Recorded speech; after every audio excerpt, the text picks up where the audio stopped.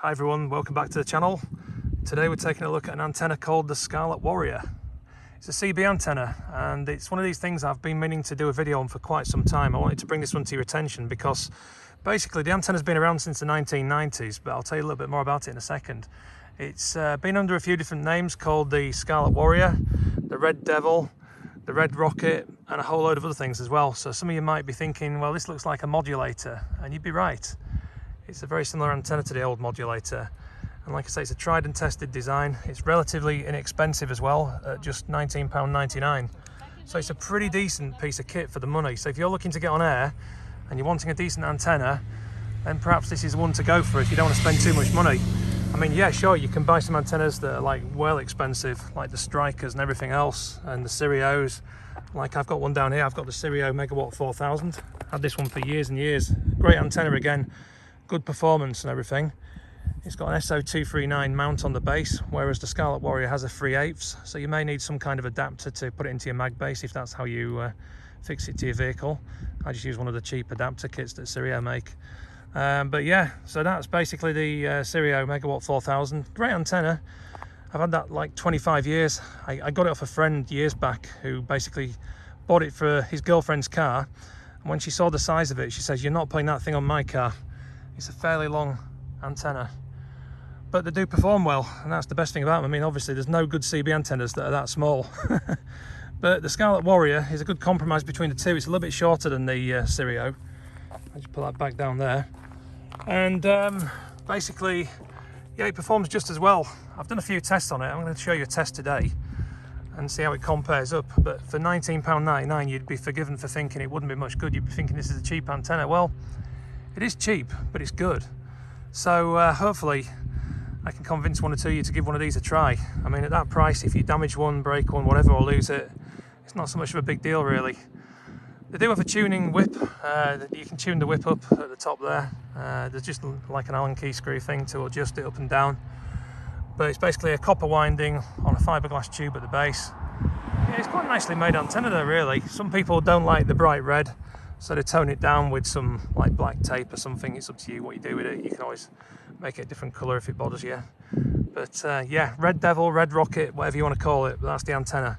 So let's just nip into the car and take a look at a couple of things I've set up for a test today. So I've got the Rig Expert AA35 Zoom with me today, which is the antenna analyzer that we're going to be using to check out the Scarlett Warrior. So what we're going to do is going to fire this up, and I've already pre-programmed this so it's up on the right set of frequencies. So if we go to SWR chart, hopefully you guys can see that on the camera there. So I've set the center frequency to 27555, which is the international calling frequency for free band CB and everything. And I've set the bandwidth to 2.5 megahertz. So we're going to see how that goes, see what SWR we've got across the range, and see how well this antenna's tuned up. So let's just give that a try then. Let's plot a little bit of a chart. Here we go. So the lowest we've got the SWR is 1 to 1.08 on 27555, which is absolutely perfect for what we want. Now you can see that is the lowest point of the SWR. If we sort of just move around ever so slightly, whoops, pressed the wrong key, done the same chart again. So if we just sort of scroll around a little bit now and go up in frequency, we can see there to the top end of 28 megs straight into the 10 meter amateur band there. We've still got an SWR of 1 to 1.27. If we keep on going and climbing up there, we're up to 28,600-ish, 1 to 1.65, still really usable without an ATU. And even right up here, up to 29 megs, we've still got an SWR of less than 2, still usable without an ATU. And then above that, you might want to kick in the ATU if you were using it for 10 meters. Of course, you could just shorten the antenna a bit, really, and it'd re-SWR. But you can see there, look at that, right up to the top end, 29,555 as it says there, 2.47. Let's just go back down then now, right the way across here. If we go down to the lower part of the CB radio frequencies, the bottom end of the mid-block FCC band, or mid-band in the UK, 27,005, yeah, 1.32, perfect really, I'd say. It's a really good bandwidth. Even right down to 26,400, we've still got 1 to 1.7. And then right to the end of the 26 megahertz range, we're still on 2 there. So you could get away with that antenna right the way across. So that's pretty damn good, really. That's the Scarlett Warrior. So it has decent bandwidth on this antenna. So far I'm really impressed. But what we're going to do now is we're going to do a little bit of a scientific experiment, and you'll see why in a second. So I came up with this crazy idea for doing a test today with the Scarlett Warrior versus the Sirio Megwatt 4000. So I'm out in the countryside. Basically, I'm about 6-7 miles from home up here, out in the sticks, you could say. It's real country up this way. And I think there's a storm coming in the next hour or so, so I want to try and get this started. I've just been checking my lightning tracker on the apps on my phone, and it's looking like there could be a storm on the way. So what we're going to do, get this done as quick as we can. Basically what I've done is I've left the radio under remote control at home. I've got a Kenwood TS590 SG under remote control over the internet, and I've set that up on the same receiving frequency as the radio I've got in the car. So I've got President Richard with me in the car today, as you'll see in a second, just in the window over here. Here we go, the President Richard in all its glory on mid-block FM. So what I've done is I've tuned that radio into 27145, which is channel 15 on the FCC or the mid-block, but it's actually on alpha frequency because we're getting, as you can see there's a lot of skip coming in and everything today. We've got the States rolling in over here as well. So I'll put it up on one of the alpha channels. It's got a little A underneath the 15 there, you'll see. So we're on 27145, and what we're going to do is we're going to key up and then measure the signal level back at home from the Scarlett Warrior on the Kenwood. So how we're going to do that is basically by using some remote control software. So hopefully if this works, I can just connect this up. Here we go. There you go. So I've got a laptop with me. That's the Kenwood using its remote software. It's called ARCP590. It's basically allows you to remote control your transceiver from away from home over the internet. So I've got it all set up like that. So you can see there it's on 27145. I can key the radio remotely, so I can send a signal and I can also receive one.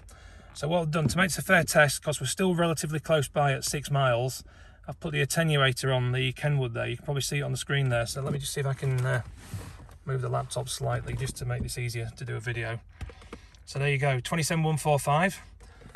And this radio is on the same frequency. So I'm going to key up on this President Richard, and I'm going to throw a signal out there on FM on carrier. So as I key down on the President Richard, we hopefully see on the display of the Kenwood a signal. Let's have a look.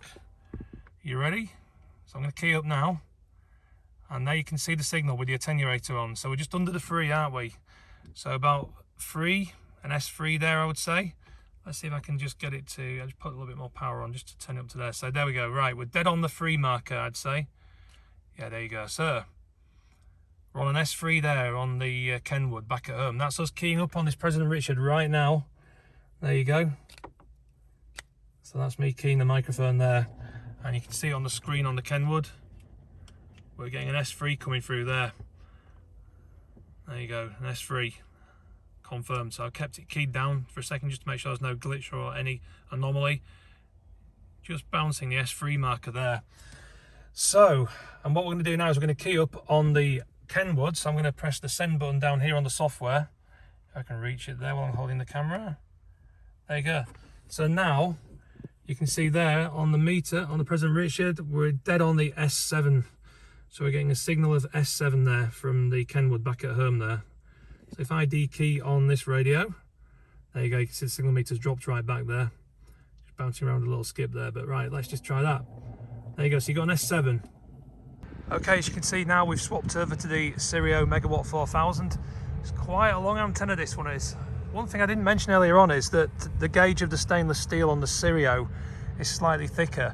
It does whip about though because it's kind of long, this antenna. The other one doesn't seem to whip around as much. But if you were to make a comparison and see why the Scarlett Warrior is actually cheaper than the Sirio, one of the reasons might be that the stainless steel whip isn't as thick a gauged as this one is. So that's something to bear in mind. There's the Scarlett Warrior down there. You see it flexes real easy. I mean, there's nothing wrong with it. It's just like it's a thinner gauge of stainless steel on the whip there.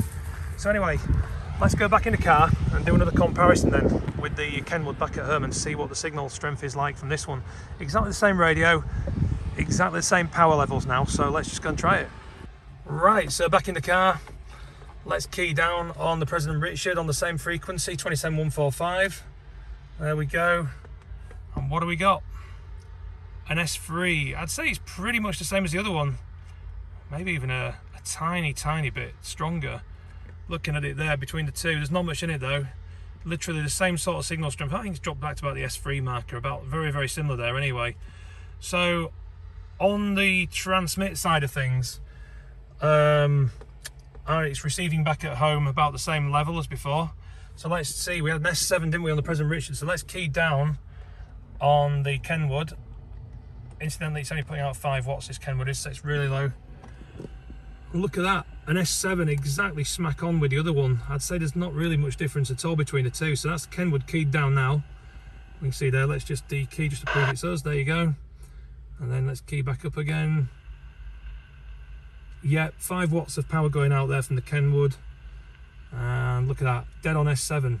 So quite honestly, between the two antennas, let's just key down again on the Richard and get another reading. So if we go over to the Kenwood, look at that. I'd say it's about the same. We've had mixed reports on this, but basically I'd say they're very, very similar. You couldn't go wrong with either antenna. They're both great performers, but I'd say looking at that, there we go, look, S3, if anything, just a tiny fraction above maybe. There really isn't anything to choose from between them. The Scarlett Warrior is a shorter antenna though, so perhaps in some cases that might be the one that you want to go for. But anyway, that's my scientific test done back at home between the two radios, about 6-7 miles apart up here. So what I'm going to do next is I'm going to try and get my mate on the radio, 26 Tango Mike 806 Jason, see if he's around and see if we can do a comparison with his radio to see how he's receiving between the two antennas. So I'm going to call him on the Sirio first, and then we're going to switch over to the Scarlett Warrior. So be right back, as they say. Right, so I've got Tango Mike 806 with me. So yeah, Jason, how you buy the frequency? Yeah, Roger, got your same. Yeah, nice one. So I've just been doing that scientific comparison back at home between my Kenwood receiving the Scarlett Warrior and also sending a signal back to it and the Sirio. And quite honestly, I've done the test twice now and I can't tell much difference between the two antennas. So I'm hoping that you can help me out on this one.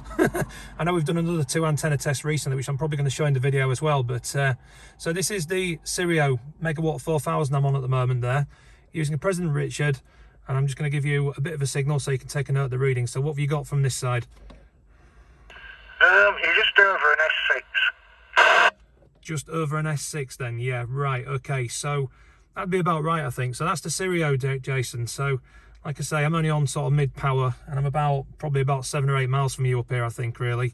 I've come out a fair old way, but it's near the bird sanctuary, near Bempton in East Yorkshire, so we're kind of high up, but it's a bit of a difficult one to get from Brid. Yeah, Roger. Yeah, well, I've taken a note. Well, on these ICOM 7300s, you've got like digital bars, haven't you? And you're like lighting 2 of the digital bars up just after the 6, so yeah, I know spot on where you are exactly with that antenna.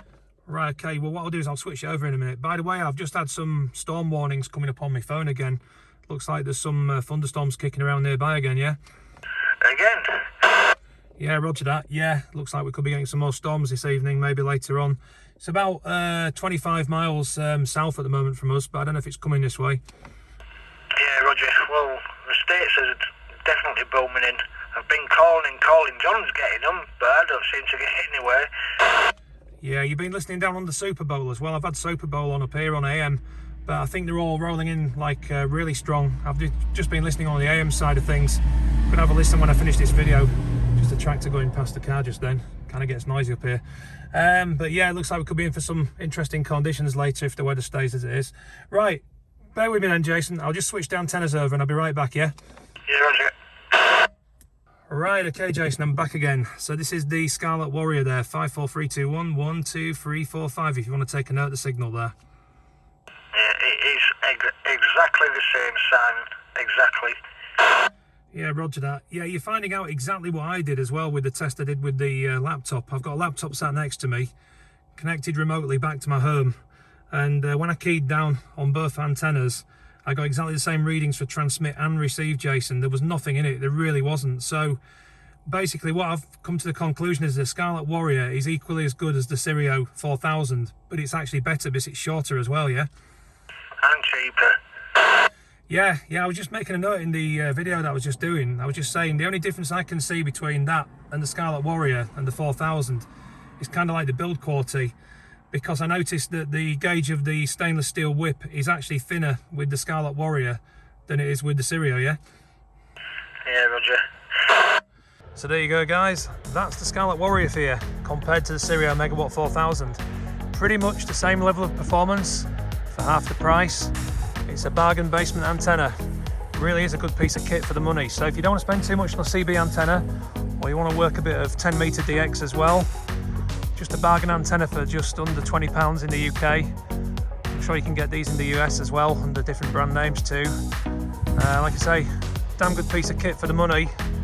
I'm going to start using this as my regular antenna rather than the Sirio, because it's a little bit shorter as well. And I just like the performance of it. The bandwidth is probably a little bit better than the Sirio as well. I mean, nothing wrong with that antenna, like I say, I've had it for years, but I really like it. So anyway, hope you enjoyed that little comparison.